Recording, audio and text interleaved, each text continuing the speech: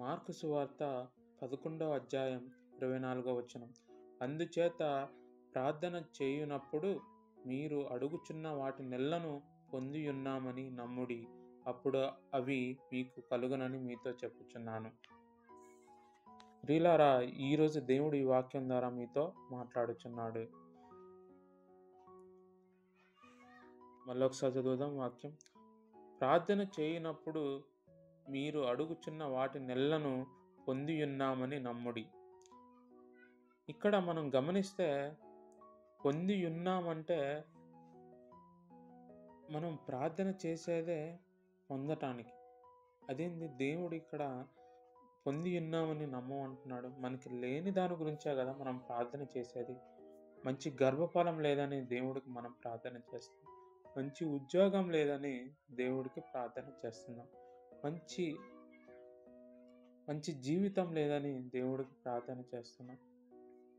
భర్త మారలేదని ప్రార్థన చేస్తున్నాం. భార్య మారలేదని ప్రార్థన చేస్తున్నాం. అలానే ఆర్థిక సమస్యల నుంచి బయటపడాలని ప్రార్థన చేస్తున్నాం. అలానే ఆరోగ్య స్థితి బాగలేదు, మంచి ఆరోగ్యం దయచేయ అని ప్రార్థన చేస్తున్నాం. కానీ ఇక్కడ దేవుడు ఏం చెప్తున్నాడంటే, వాటినెల్లను పొందియున్నామని నమ్ముడి. అంటే మనం ప్రార్థన చేసేటప్పుడు అవి మనం పొందామని నమ్మాలంట. అంటే గర్భఫలం లేని వాళ్ళకి, నాకు దేవుడు గర్భఫలం దయచేశాడు, నాకు మంచి ఉద్యోగం ఇచ్చాడు, నా ఆర్థిక సమస్యల నుంచి దేవుడు బయటపడేశాడు, అలా మీరు ప్రార్థన చేయాలి. అంటే అడ్వాన్స్, అంటే ముందే దేవుడు నాకు ఇచ్చాడు అని నమ్మాలి. అప్పుడే అది అయితే మనం ఇక్కడ ప్రార్థన చేసినప్పుడు మన ప్రార్థన పరలోకానికి వెళ్తుంది. దేవుడు మనల్ని ఎలా చూస్తాడంటే, ఈ బిడ్డ నమ్మాడు, ఈ బిడ్డ విశ్వసించాడు కాబట్టి పొందాడని ముందే నాకు ప్రార్థన చేస్తున్నాడు. కృతజ్ఞతాస్తుతులు కూడా మనం పొందామంటే ఏం చెప్తాం? దేవుడికి కృతజ్ఞతాస్తుతులు చెల్లిస్తాం. పొందక ముందే పొందామని నమ్మి కృతజ్ఞతాస్తుతులు చెల్లిస్తున్నాడు బిడ్డ అని నిన్ను దేవుడు దర్శిస్తాడు. నీకున్న సమస్యను దేవుడు తీరుస్తాడు. తర్వాత ఏం రాస్తుంది ఇక్కడ? అప్పుడు అవి మీకు కలుగునని మీతో చెప్పుచున్నాను. అంటే దేవుడు నీ విశ్వాసాన్ని, నీ నమ్మకాన్ని చూసి, అయ్యో ఈ బిడ్డ గర్భఫలం లేకపోయినా గర్భఫలం వచ్చిందని నా యందు విశ్వాసం ఉంచి, నా యందు నమ్మకం ఉంచి నమ్ముతుంది. ఈ బిడ్డకు మంచి గర్భఫలం దయచేయాలి, ఈ పిల్లగాడికి మంచి ఉద్యోగం లేకపోయినా నాకు మంచి ఉద్యోగం దయచేశాడు అని ముందే నమ్ముతున్నాడు అని నమ్మాడు. కాబట్టి ఇతను నా యందు విశ్వాసం ఉంచాడు కాబట్టి దేవుడు అతనికి మంచి ఉద్యోగం దయచేస్తాడు. ఇతని అనారోగ్యం బాగలేదు ఈ బిడ్డకి, అయినా దేవుడు నన్ను స్వస్థపరిచాడు అని ముందే నమ్ముతున్నాడు.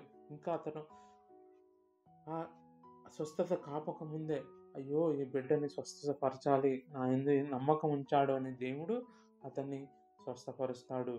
అలానే ఆర్థిక సమస్యలు, అయ్యో నా ఆర్థిక సమస్య నుంచి దేవుడు నన్ను బయట పడేస్తాడు, నన్ను ఆశీర్వదిస్తాడు అని ఆ బిడ్డ దేవుడని విశ్వాసం ఉంచి నన్ను నమ్ముతున్నాడు, అంటే దేవుడైన నన్ను నమ్ముతున్నాడు అని దేవుడు ఆ నమ్మకాన్ని చూసి, ఆ విశ్వాసాన్ని చూసి, అవి మీకు కలుగజేయనని మీతో చెప్పుచున్నాను అంటే దేవుడు అవి మీకు జయ చేస్తాడు. మన జీవితంలో ఎలాంటి కష్టం ఉన్నా, ఎలాంటి బాధ ఉన్నా, మీరు దేవుడి దగ్గరికి వెళ్ళి, నాకు ఈ బాధ తీర్చినందుకు నీ కృతజ్ఞతాస్తుతులు చెల్లిస్తున్నాను, నీ మీద నమ్మకం, నువ్వే దేవుడా, నువ్వే తీరుస్తావు అని నమ్ముతున్నాను అని మీరు ఎప్పుడు ప్రార్థన చేస్తారో ఖచ్చితంగా దేవుడు మిమ్మల్ని ఆ సమస్య నుంచి బయటపడేస్తాడు. అలానే మీరు మెయిన్గా ఏం ప్రార్థన చేయాలంటే, చుట్టుపక్కల నశిస్తున్న ఎన్నో ఆత్మలు ఉన్నాయి. అంటే ఎన్నో మంది దేవుని నమ్ముకున్న వాళ్ళు వాళ్ళ జీవితాన్ని తప్పు మార్గంలో నడిపించుకుంటున్నారు.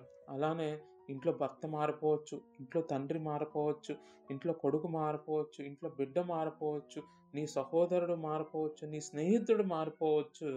వాళ్ళ గురించి మీరు ఏం ప్రార్థన చేయాలంటే, దేవా ఇతడు ఆత్మీయంగా నిన్ను తెలుసుకొని, ఆత్మీయంగా ఈ పిల్లగాన్ని, ఈ సహోదరుణ్ణి, ఈ బిడ్డని నువ్వు దర్శించు, అతడు కూడా నిన్ను నమ్ముకునేటట్టు నువ్వు దర్శించని ఎదుటి వాళ్ళ గురించి మనం ప్రార్థన చేయాలి. అలా ప్రార్థన చేసినప్పుడు మీరు నమ్ముతారు కాబట్టి మీ నమ్మకం ద్వారా కూడా వాళ్ళు రక్షించబడే అవకాశం ఎంత మాత్రము లేకపోలేదు. అంటే మనం ప్రార్థన చేసేటప్పుడు మనం ఎలా ప్రార్థన చేయాలో మళ్ళీ ఒకసారి చదివి మళ్ళీ ఒకసారి మనం ధ్యానిద్దాం. ప్రార్థన చేయనప్పుడు మీరు అడుగుచున్న వాటినెల్లను పొందియున్నామని నమ్ముడి. అప్పుడు అవి మీకు కలుగునని మీతో చెప్పుచున్నాను. అయితే మనం కొన్ని చూస్తాము. ఇక్కడ మనందరికీ తెలుసు 12 సంవత్సరాల నుంచి ఒక స్త్రీ రక్తస్రావం ద్వారా ఎంతో ఇబ్బంది పడతా ఉంటది. ఎన్నో హాస్పిటల్ చూపించుకుంది. ఎన్నో వైద్యులకు చూయించుకుంది. కానీ ఆమెకి స్వస్థత దొరకలేదు. అప్పుడు ఆమె యేసుప్రభు చెంగు ముట్టుకుంటే చాలు నేను స్వస్థపడతాను అని ఆమె విశ్వసించి ఆ చెంగు పట్టుకొని ఆమె స్వస్థపరిచింది. అప్పుడు యేసుప్రభు అంటాడు మార్కు సువార్త 5వ అధ్యాయం 34వ వచనంలో, అందుకాయన కుమారి నీ విశ్వాసము నిన్ను స్వస్థపరిచెను. ఇక్కడ ఏం గమనిస్తున్నామంటే ఆమె విశ్వాసము, నమ్మకము దేవుని మీద ఉంచింది కాబట్టే నీ విశ్వాసము నిన్ను స్వస్థపరిచెను. ఆమె ముందే నమ్మింది. ఖచ్చితంగా యేసుప్రభు ద్వారా నేను స్వస్థత పొందుతాను. నా రక్తస్రావం పోతుంది అని ఖచ్చితంగా ఆమె నమ్మింది. నమ్మిన వెంటనే దేవుడి దగ్గరికెళ్ళినప్పుడు ఆమె ముట్టుకోగానే ఆమె స్వస్థత పొందింది. ఇక్కడ నీ విశ్వాసం నిన్ను స్వస్థపరచను. అంటే నువ్వు నమ్మకం ఉంచి నువ్వు ప్రార్థిస్తే ఖచ్చితంగా దేవుడు నిన్ను స్వస్థపరుస్తాడు. నీకు మంచి గర్భఫలం దయచేస్తాడు. మంచి ఉద్యోగం దయచేస్తాడు.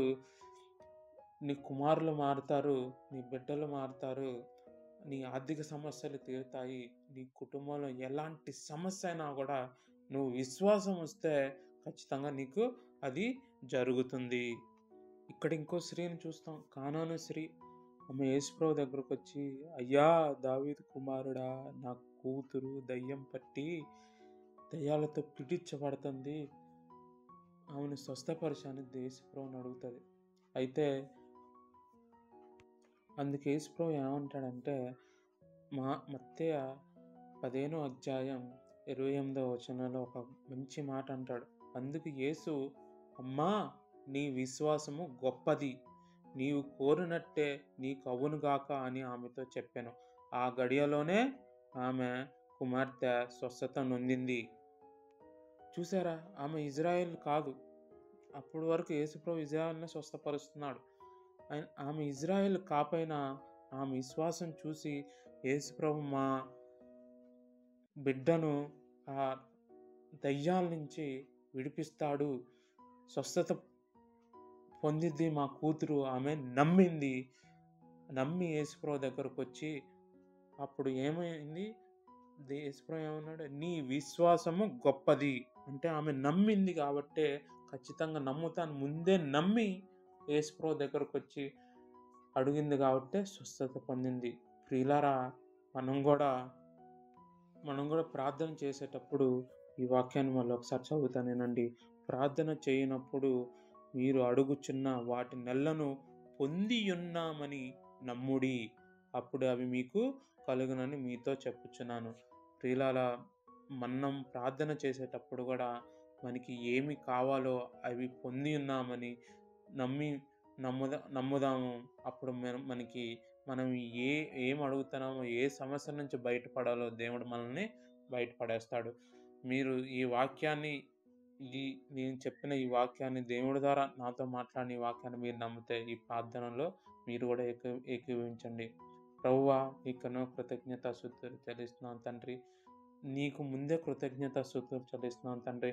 దేవా, నేను నమ్ముతున్నాను ఈ విన్న వాక్యము వాళ్ళ జీవితంలో ఫలించిందని నేను ముందే నమ్ముతున్నాను. వాళ్ళు కూడా ఆశీర్వదించబడతారని ముందే నమ్ముతున్నాను. వాళ్ళ జీవితంలో కూడా నేను ఈరోజు ఈ వాక్యం ద్వారా వాళ్ళ జీవితాల్లో ఫలాలు పొందుతారని నేను నమ్ముతున్నాను. వాళ్ళ జీవితాలు కూడా చక్కబడతాయని నేను ముందే నమ్ముతున్నాను. అలానే ఈ వాక్యం విన్న ప్రతి ఒక్కరిని దీవించండి తండ్రి. వాళ్ళ జీవితాల్లో కూడా ప్రార్థన చేసేటప్పుడు వాళ్ళు పొంది ఉన్నామని నమ్మి ప్రార్థన చేసేటట్టు వాళ్ళ జీవితాల్లో ఇది ఒక ముఖ్య సూత్రంలాగా వాళ్ళు ఉంచుకొని, నమ్మి ప్రార్థించేటట్టు నీ కృప చూపించమని యేసు నామములో అతి దీనంగా బతిమలాడి వేడుకుంటున్నాం తండ్రి. ఆమేన్.